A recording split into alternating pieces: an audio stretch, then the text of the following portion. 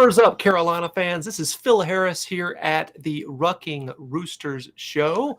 I want to do a quick little ad read. This is the second time that I've done this, and we're doing it live, baby. So if there's a mess up, I apologize. But here we go.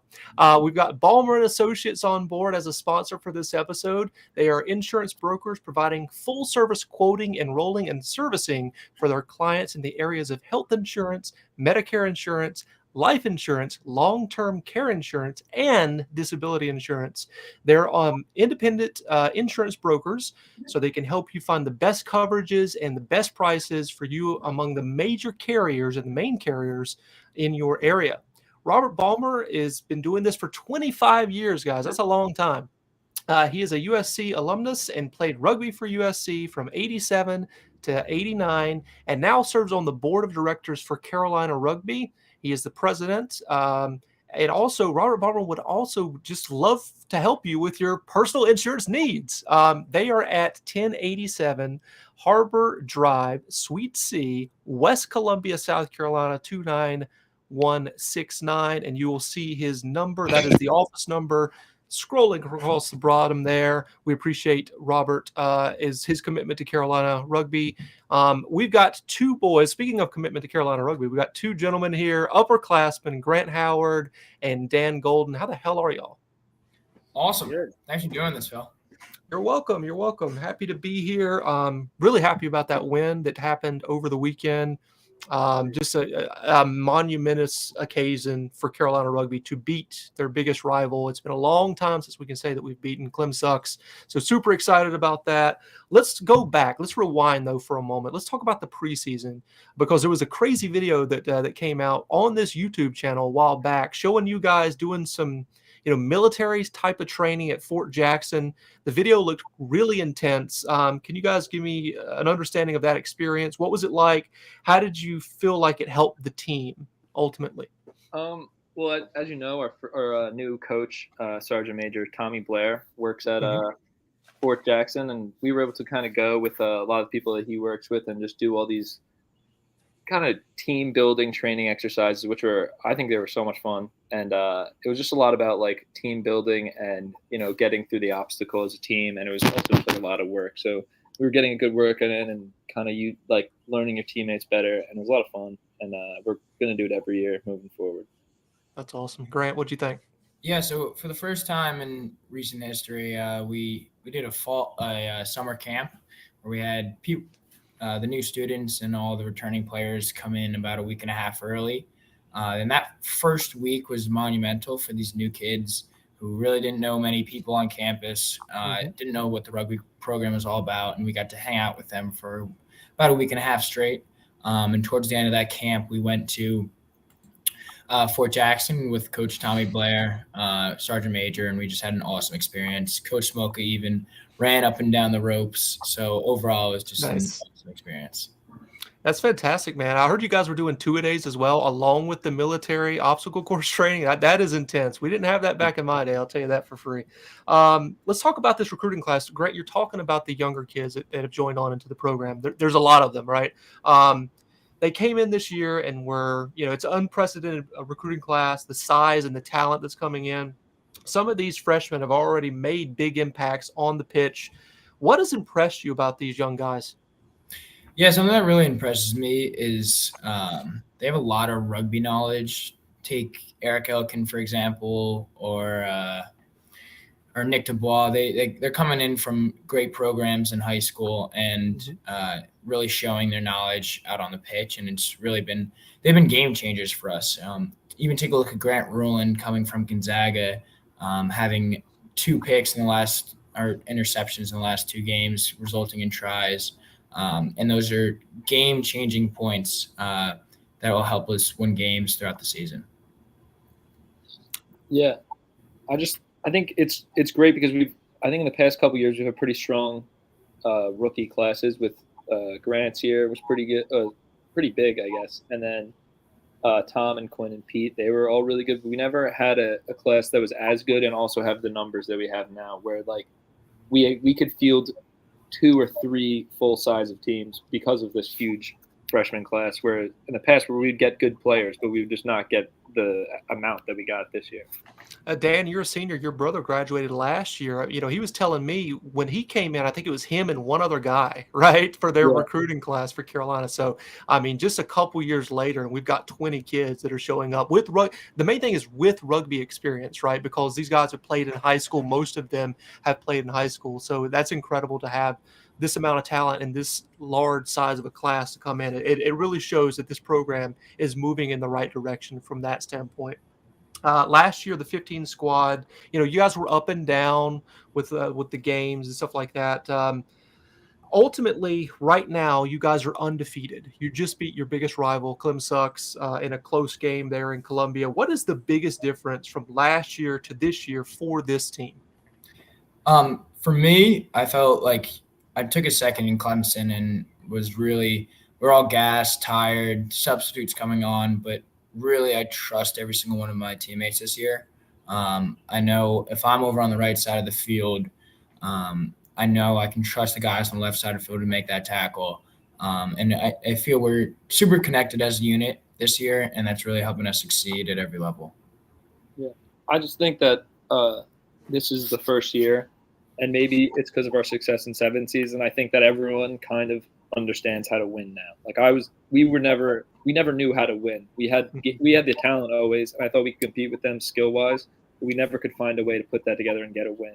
And now I think we've translated it to winning games, and I think it's going to keep building on itself. Absolutely.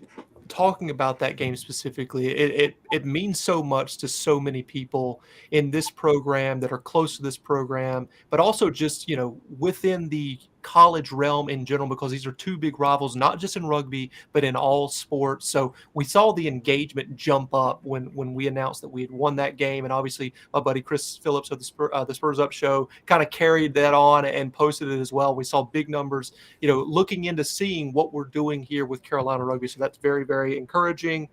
Let's talk quickly about that pipeline in the Mid-Atlantic and the Northeast. Has there been talks about, with this win and where you guys are undefeated, is that going to just kind of continue on, you think, and really improve the program? Obviously, we've turned this thing around, obviously, but do you consider this to be a monumental moment for the program, being undefeated and then beating your biggest rival who you hadn't won in, how long? Yeah. Go ahead, Dan. I was going to say, I think it's like almost like a stepping point where it's like, from now on, like we worked so hard to get to the ability to beat Clemson, and now it's like we're taking a step up, and now we're looking forward to beating Tennessee and winning the conference, and right. It's like we are now able to do that because we beat our main rival Clemson. I think if we lost that game, that would be a lot harder to overcome later in the season. But now that we kind of establish ourselves as like the top team or one of the top teams in the conference, like we have our goal set on winning it all. It's possible to do it. Yeah, something I want to take note of is how much we've progressed over the last 3 years as a program. Like, take us going into COVID, practicing over in Lugoff, and really not having 2 coaches who are awesome, but we're not paid. We didn't do the recruiting that we're doing now, and to see how much each step that we've gone up from 7s to when beating Georgia, which is something I've never done in 15s until this past year, and then ultimately beating Clemson. It's just another step on our way all the way to the top. But next game, we have to beat Kentucky. Yeah. So It's good to beat Clemson, but it's next match we have to win. For sure. I'm glad you brought that up, because right now you guys are ranked number 3 in the country, coming off of this huge win. Kentucky is up next. They're very good. This is going to be a physical game. I think these guys, this is kind of a grudge match with Carolina. This is a little known rivalry between these two programs. People that are on the outside looking in don't quite understand it, but these two teams do not like each other at all. What has been the preparation this week been like, and how would you avoid, a letdown with losing this game? How are you guys focused on that? I say we've been taking it just like any game, because that's really what it comes down to. Is this is just any other game, and it's important to treat every game the same, but it's also important to know that, you're right. We do not like Kentucky. We don't get along with them. Just never have. And I want to beat them more than I wanted to beat Clemson. And it's like that's important to know. You have to know how important it is, but you want to treat every game the same, no matter how important it is. So I think our preparation's the same, but kind of in the back of our minds, like we want to win. Like this is a big one for us. Yeah, something that's on everyone's mind right now is we can clinch the playoffs if we win this game. So it's the biggest game of the year right now for us. Good to beat Clemson, but it's time to beat Kentucky too. Absolutely. And then after that, at some point, I don't have the schedule in front of me. You guys got to play the national champions, Tennessee, as well. So, I mean, obviously, huge wins in the past here, this year to look back on and be happy with. But there's more to come in this season, obviously. Both of y'all are upperclassmen now. Dan, you're a senior. You've seen the turnaround of this program firsthand. What would be a fitting end to your rugby playing career here at Carolina? What would be, how would you feel like you would be like, I'm going out on top now? I mean, like, I want to win both 15s and 7s because I think we've only done it once in our history. I think 2014 maybe we won both 15s and 7s the same year. And now that I've won 7s,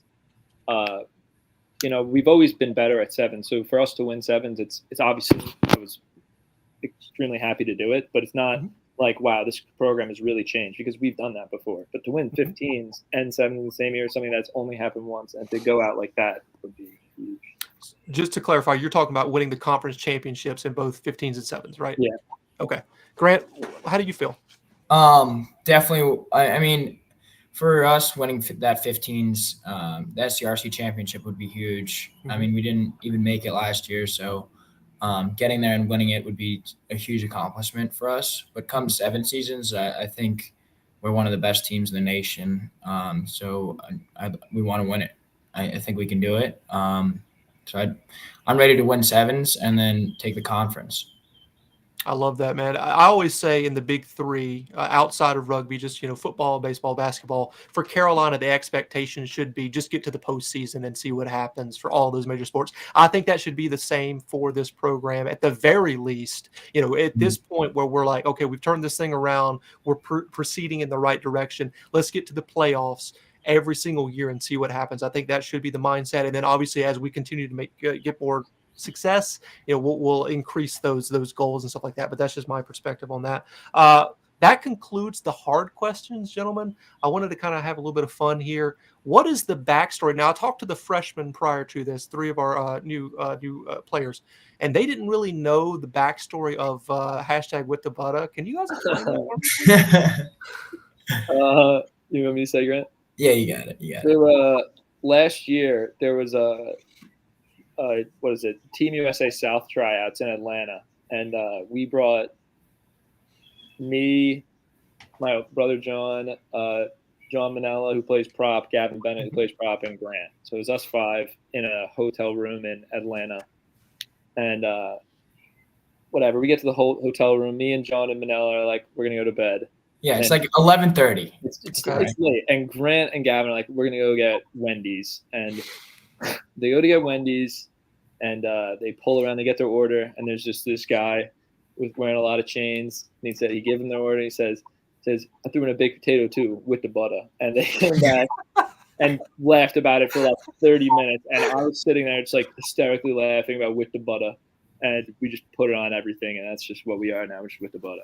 All right. Love that. Yeah. That's pretty cool. I've started to use it as well in my hashtag. So if I'm using it, it has to be, it hasn't jumped the shark, but it's getting close, I think. Let's talk about the teammate question. So this is a 21 plus house party. Everybody's legally allowed to drink at this party. So keep that in mind. Drink responsibly, kids.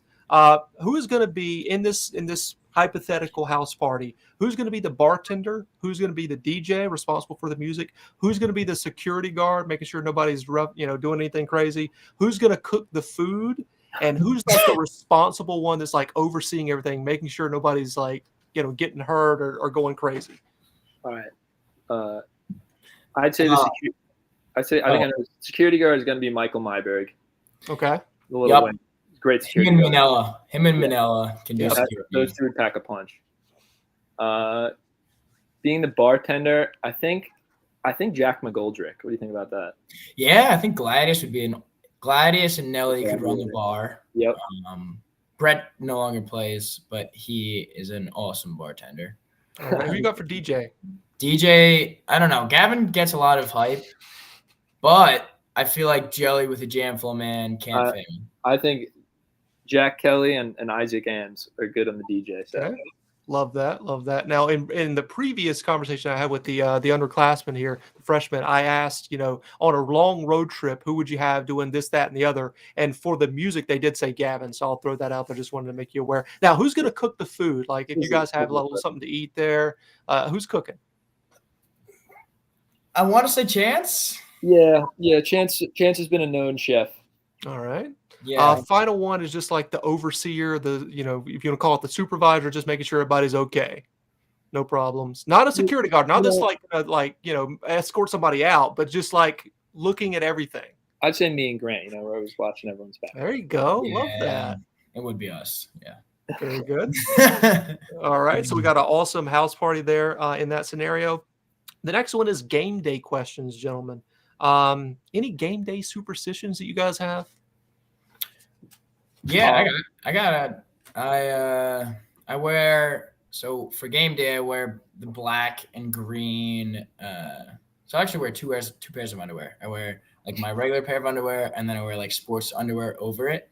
Okay. And those sports underwear are black and green. And I always put my mouth guard in my left thigh, and take it out before the game. Any other stupid superstitions? I used to be very superstitious, but I don't know. I just gave it up. Just a little superstitious. Yeah. I'm not very superstitious. I think, which is not really superstition, just the way I am, is that I don't like to eat before games. Like, I don't know what it is, but I'll like force myself to have like a Chobani Greek yogurt. So that's probably because I'm like, I have to eat something, and like I don't want to eat anything at all. So I just like I'm shoving down this yogurt, like but I have to do it. So that's what probably my only one. All right, we're gonna get to that in a moment. We got pregame snacks that I wanted to ask Grant about now as well. But before I do that, I wanted to mention my little stupid superstition that I had when I was playing on the B side, of course. You guys have probably seen the movie. It's just as I'm thinking of, I'm just like, God, this is so fucking. I'm sure you've seen the movie Gladiator, right? And in that, he picks up some grass and like rubs his hands in it before battles and stuff. I used to do that. I was did that every single game. Yeah, exactly. So let's, Grant, I wanted to ask you about pregame snacks. Do you have anything? Are you a empty stomach kind of guy? Yeah, I mean, it's hard for me to eat before games just because I'm so tuned into the game and ready to roll. But I love PB&Js, so I've been doing PB&Js as of late. My half-eaten PB&J stayed on the sideline for the entirety of the game yesterday, or last Saturday, rather. Grant wakes up early before the games. I remember in Atlanta Nationals and the USA Sevens Nationals, I roomed with Grant, and at like 7 a.m, the guy would be waking up blessed in Kodak in the shower. Nice. Yeah, that's completely true. Yeah, to wake up really early. I mean, that's just like I wake up early in general. So, but same here. Yeah. But I got the 9 to 5. So you guys, you got a couple years for wait on that. But yeah, it is what it is, right? Let's talk about Halloween, man. It is spooky season. It's October. Favorite costumes of all time? That we've worn or just seen? Yes, that you specifically have worn. Yeah. So I've got a gorilla costume, head to toe, gorilla suit. Okay. I rocked that for around 4 years when I was younger. But the head mask has gone missing, so it didn't make the trip. But I'm going to be Winnie the Pooh this year. I've got a full Winnie the Pooh. That's good. I'm being a Pope this year, but I think an underrated costume in our history is Gavin and Pete Blackburns as they dressed up as the coaches. Yeah. The straw that broke the camel's back. Yeah. I heard at one point Gavin dressed up as a nun for Halloween at some point. He might. I don't know. He probably did. Yeah. That's the rumor, though. Okay. Let's talk about favorite and least favorite Halloween candy. What you got? Oh, I hate candy corn. I hate candy corn. It's very controversial. Some people love it. Some people hate it. I can't even look at it. I love Sour Patch Kids. That's my favorite Halloween candy. Okay. I hate dots. What's your favorite Swedish fish?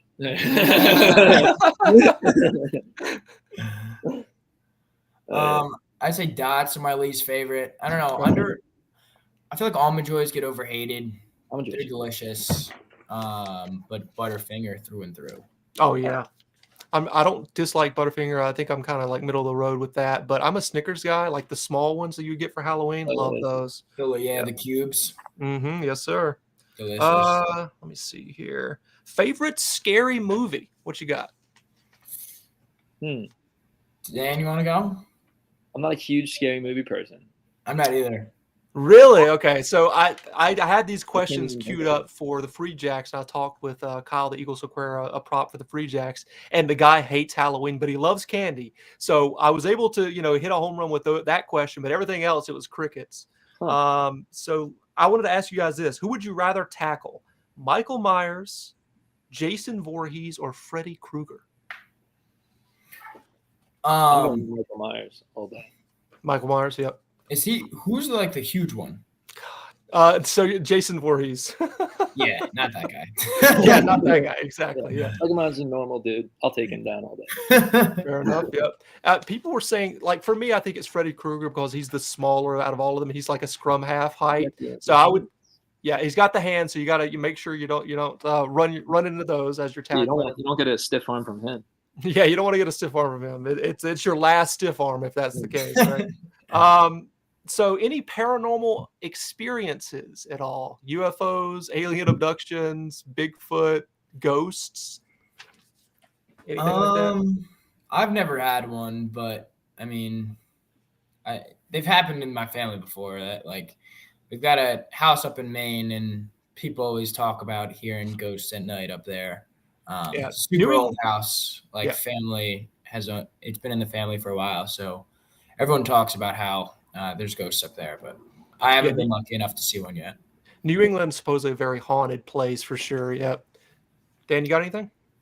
The one thing I could think of, which is probably not anything, but me and John, when we were really little, we're sitting. We shared a room at the time. And we were sitting in our room playing with toys or something, and we both kept getting this feeling that someone was looking at us from the doorway. So we kept looking over at the doorway, and we could swear that someone was staring at us, but no one was there for 30 minutes. And we kept running to my mom. And we were Mom, stop coming in. She's I haven't come in.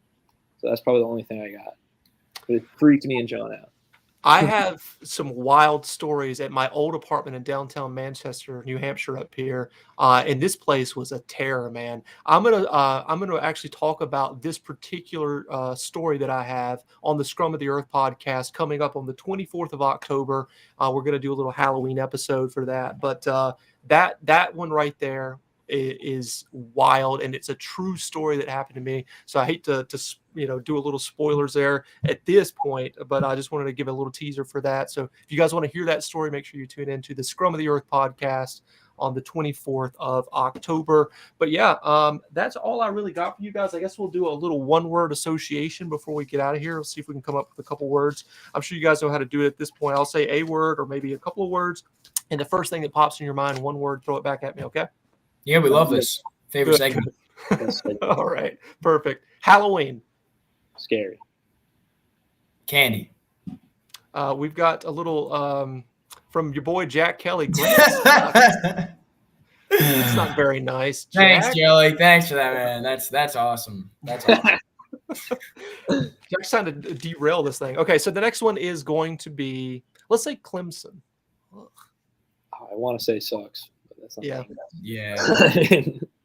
They're a good team, great guys. Sucks. Okay, thank you. All right, perfect. All right, there we go. Jack Kelly, square. Okay. Oh man. All right, the next one. Let's see here. How about just Carolina? Rugby. Yeah, I'm thinking family. Love that. Love that. How about just South Carolina? Gamecocks. Mm-hmm. Rugby. All right. How about humidity? That's disappearing there in Columbia now, but it takes a long time for it to get out of there. Sweaty. Yeah. Moist. Yeah. That's true, man. That is the worst part of living there, in my opinion. Lived there for 4 years and just could not get over that at all. So much that I moved 1,000 miles away. Let me see here. How about Kentucky? Oh boy. Losers. Yeah. The movie inside. 96%. So this is not one word, but Gavin Bennett told me this a couple days back when we were talking about y'all playing Kentucky. He said Lexington Community College. And here we go, Jack Kelly piping in. There we go, Jelly. I love it. Yeah. All right, boys, that is going to wrap her up here. I appreciate y'all's time.